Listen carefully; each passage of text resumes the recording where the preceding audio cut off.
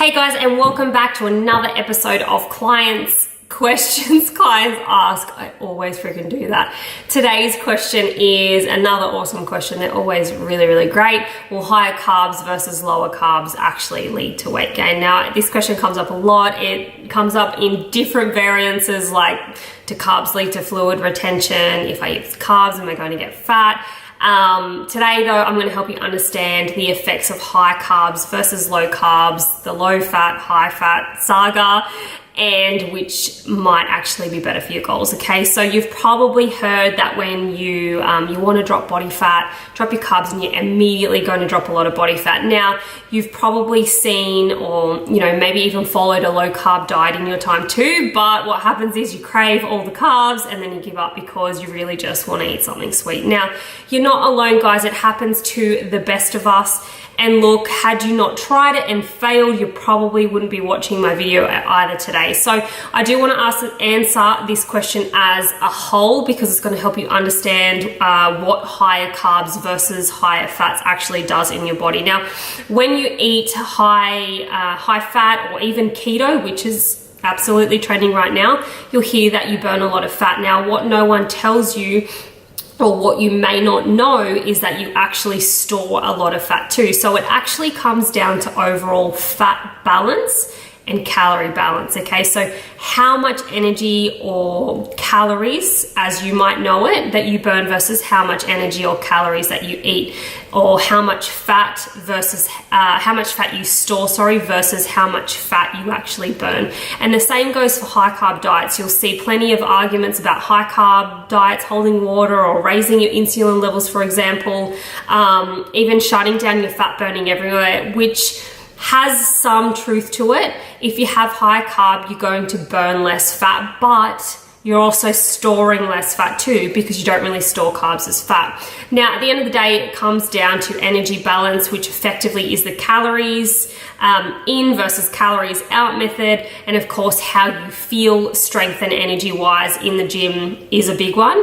At the end of the day, it is personal preference, okay? If you're looking for some serious black and white rules that you can follow in order to, I guess, help you with your fat loss journey, in order of importance, would have to be eating enough protein to encourage muscle and tissue growth, okay? Eating plenty of fiber. On my IGTVs, I actually have a couple of videos on eating fiber. You get that from fruits and veg, okay? Now, eating fats, healthy fats, of course, because they're actually going to keep your hormones in check. Now, guys, don't neglect carbs if you like them. They make you feel good, they give you energy for life, but don't eat them if you don't like them, and eat them if you do. They have, they do have a good impact on your body.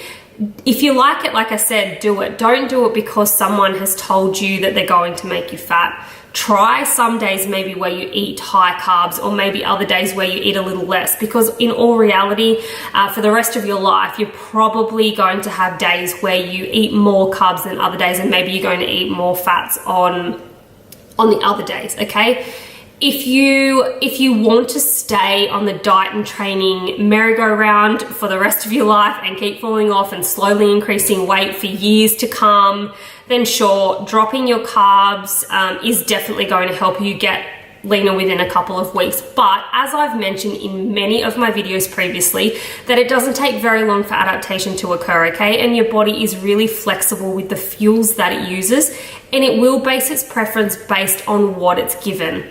Now, there will always be people standing on both sides of the fence when it comes to claims that, low fat or low carb creates a superior advantage for fat loss. Now, there are countless studies out there, and you can reach out to me and I will link you to them, that actually support that not one or the other is actually superior, okay? In fact, if we're consuming total less calories than you expend, you would end up losing body fat because your rate of fat storage would actually exceed your rate of fat burning. Now, the main thing you need to be wary of is personal preference, like I mentioned before, because sustainability long term is what is going to keep you losing fat and keep it off, okay? As I always say, if you cannot see yourself doing keto for the next 7 days, or in fact the rest of your life, then it's not for you. If you want to cheat on your fancy diet, then that's not for you. Personal preference, guys, always wins. Personal preference equals sustainability. Whenever anyone inquires about working with me, they always ask how I structure a meal plan for them and what kind of foods they can eat, etc. Guys, number one, I don't do meal plans anymore because no one sticks to them. Realistically, you cannot eat off the same meal plan for the rest of your life. Instead, I teach you how to meal plan, how to track your calories. Of course, it's depending on your specific goal, how you should eat best, and then we go into the difference between flexible eating versus eating only clean foods. Now, number two, I don't restrict food groups unless, of course, you've got an intolerance or an allergy, because we need to stop categorizing food into good and bad. And number three, I help you eat in a way that you enjoy and can sustain. I personally have a flexible approach to eating, and this is what I teach and what I preach. It's based off your maintenance calories. From there, we work out ideally where you need to be to lose fat and build muscle. Now you decide what you want to eat and when. No more of this eating differently to your family if you don't want to. No more, I can't have this and I can't have that. The food you eat is going to be your choice, okay? I'm not going to dictate to you, and neither should anybody else, what you should eat. My ultimate goal is to have you eating lots of food and not living a life of calorie restriction and being in a calorie deficit for the rest of your life, but still being able to actually achieve fat loss. All right, guys, that is it for another episode of Questions Clients Ask. If you are interested in learning more about my coaching, you are more than welcome to send me an email. My email address is hello@ashlane.com.au. I'm going to link that in the comments below, but until next week, have a great week.